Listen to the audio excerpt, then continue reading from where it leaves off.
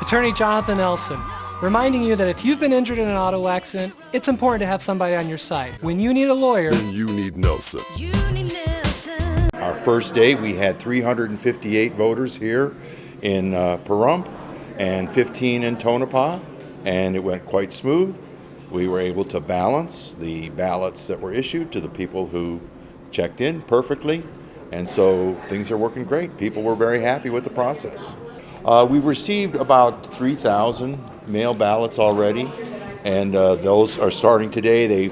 They started opening the envelopes. There are observers there in Tonopah watching what's going on, and they will start to tabulate today. By the end of the day, we will have sufficient batches tabulated to get our hand count team working on Wednesday. Nothing will be released at all. As a matter of fact, anyone who works at the hand count center is going to be signing a form saying that they are not allowed to discuss or release any information that they see that goes on in those rooms. Anything that's part of early voting or election day won't be tabulated until 8 a.m. on election day. We'll start with the early votes because those will already be put together in the batches by precinct. We'll have those ready to go on election day, but we won't be counting them. And then on election day, we'll be sending election ballots through the sheriff in secure boxes with double locks off to Tonopah during the day to be tabulated so that we get as many tabulated as we possibly can by election night. When someone comes in here, we have two lines, one for voters with disabilities and one for everyone else. And if you need assistance, just ask. We'll provide you with the assistance you need.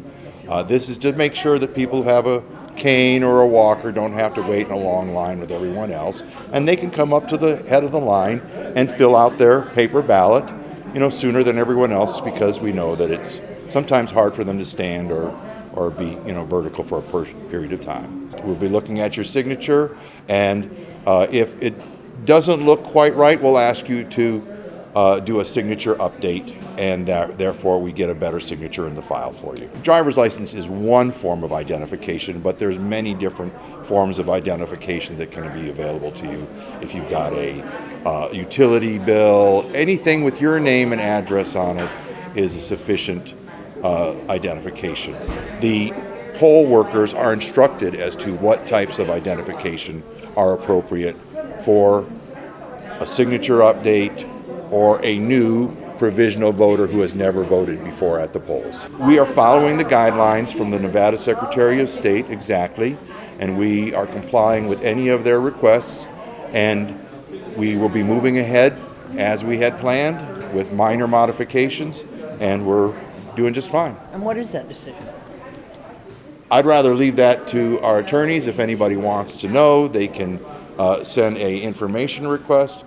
But the decision basically said that we can move forward. We just have to make sure that we protect the vote counting that's going on, and people will have to sign an affidavit that says, I will not release any vote information, and we're making sure that there's no live streaming or anything of the vote. It will be recorded, but none of that will be released until after the polls close.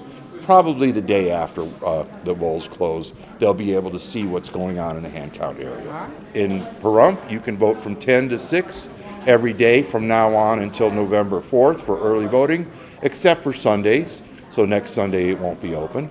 And then Election Day, November 8th, the times in Pahrump are from 10 a.m. to 6 p.m. for early voting, and on Election Day from 7 a.m. to 7 p.m.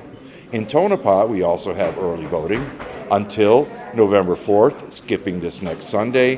Their hours are from 10 until 2 in the afternoon for early voting, and then they, of course, will be open, all the different locations where there's polling on Election Day from 7 a.m. to 7 p.m.